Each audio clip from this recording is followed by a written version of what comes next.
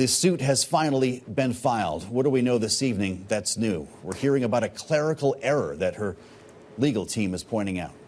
Yeah, right. We weren't really expecting her to start labeling her defenses this early in the case, but she did signal that to the extent there was potentially a problem with her mortgage applications on these two homes back in 2021, that there are innocent potential explanations, as you mentioned, potentially a clerical error, that it was innocent.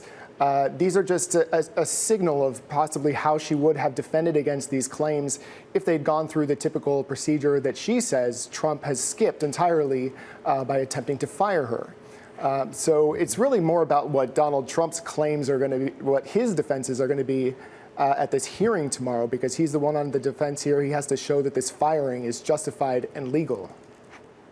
Okay, so bring us to 10 a.m. tomorrow morning. What will happen in this hearing, and does she need to appear? She may be there.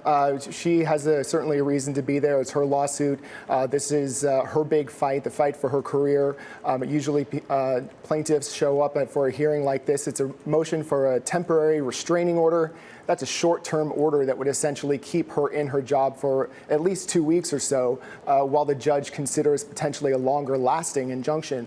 But even though it would be a short-term ruling potentially that we could get tomorrow from the bench, it would be the first sign of what this judge potentially thinks about these claims. The claim being that President Trump did not have legal authority to fire her. He doesn't have authority.